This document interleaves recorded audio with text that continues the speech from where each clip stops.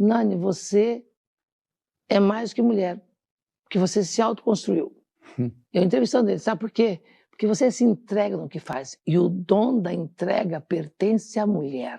O homem só faz em partes. Vixe. O que isso significa, Nani? Quando eu vi Simone de Beauvoir citando que não se nasce mulher, torna-se. Sim. Eu tive a sorte de ter sido moldada por mulheres muito fortes na minha vida, né?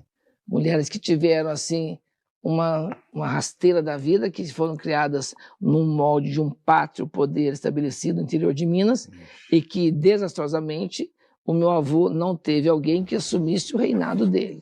Eu tive uma tia que ajudou a nos criar, que era a irmã mais velha da mamãe, que aos 50 anos perdeu o pai e o marido em 8 dias. O pai foi enterrado no dia que ela fazia 50 anos. E o marido 8 dias depois. E ela tinha uma loja de armarinho que ela nunca tinha entrado.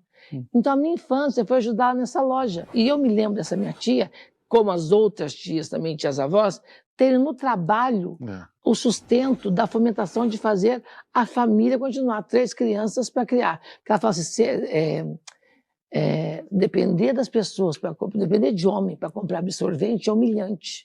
E não existe liberdade sem liberdade économique. Nous, femmes, on le devient. Oui, c'est en somme la formule qui résume l'ensemble de mes thèses. Et ce qu'elle signifie est très simple, c'est que être femme, ce n'est pas une donnée naturelle. C'est le résultat d'une histoire. Il n'y a pas un destin biologique, psychologique, qui définissent la femme en tant que telle.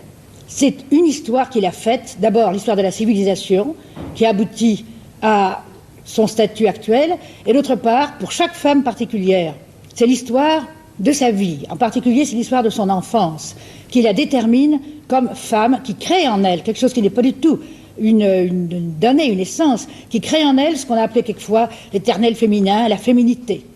Et plus les études psychologiques sur les enfants s'approfondissent, plus il est sensible, plus on voit avec évidence que vraiment le petit bébé féminin est fabriqué pour devenir une femme.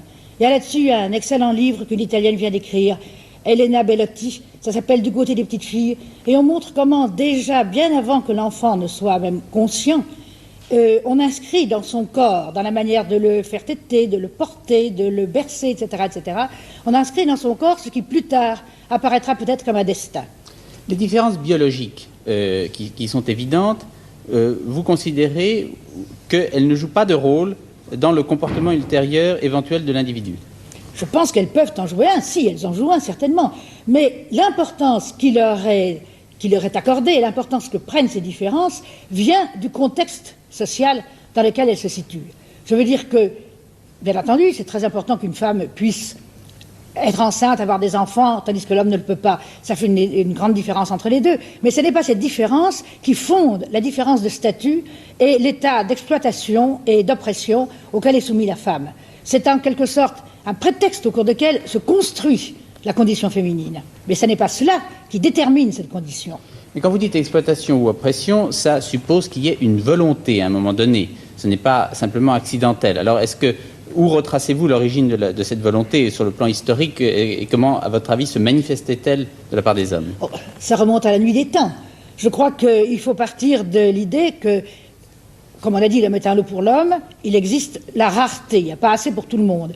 Alors les plus forts, et il y a eu un moment dans la nuit des temps où la force physique, ça comptait énormément, les plus forts se sont appropriés les droits, le pouvoir, de manière à avoir également de la prééminence économique, grossièrement pour être ceux qui étaient toujours sûrs de manger. C'était très visible en Chine, par exemple, où il y avait de grande pauvreté, et on laissait mourir si on tuait les petites filles, et on empêchait les femmes de participer à la production, de manière à ce que l'homme ait vraiment tout en main.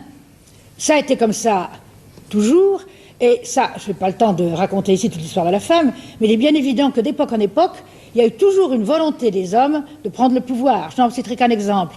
Au Moyen-Âge et dans les siècles, enfin, à la Renaissance, les femmes avaient beaucoup de pouvoir comme médecins. Elles connaissaient des quantités de remèdes, des herbes, des remèdes qui étaient des remèdes de bonne femme et quelquefois très valables. Eh bien, la médecine leur a été prise des mains par les hommes. Toutes les persécutions contre les sorcières ont été essentiellement fondée sur cette volonté des hommes d'écarter les femmes de la médecine et du pouvoir qu'elles donnent. Et ensuite, alors, au XVIIIe, au XIXe siècle, il y a des statuts faits par les hommes qui interdisent rigoureusement, sous peine de prison, d'amende, etc., aux femmes d'exercer la médecine si elles n'ont pas suivi certaines écoles auxquelles, par-dessus le marché, on ne les acceptait pas. Alors les femmes, à ce moment-là, se sont vues reléguées au rôle de Florence Nightingale, au rôle d'infirmière, au rôle d'aide-assistante, etc. Et vraiment, il y a des ouvrages intéressants là-dessus. On voit comment il y a eu une volonté, puisque vous parliez de volonté, une volonté des hommes d'arracher la médecine aux femmes. Je pense que si on prenait d'autres domaines, on trouverait tout à fait les mêmes processus. Il y a donc en effet une volonté, et maintenant, cette volonté n'est peut-être plus de prendre, mais c'est en tout cas une volonté très très très forte de garder. Il y a des barrages qui se font partout lorsque les femmes veulent accéder à certaines qualifications ou à certains pouvoirs.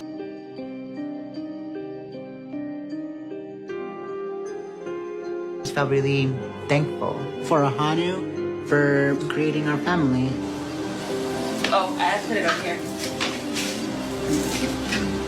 The baby has been able to latch, but I've not been able to produce any milk. It's okay, because we're going to supplement the feeding with formula so that my baby is still getting the nutrients that they need, but I'm still feeling hopeful. I appreciate you so much for all your work. And I appreciate you also, baby. I couldn't have done it without you.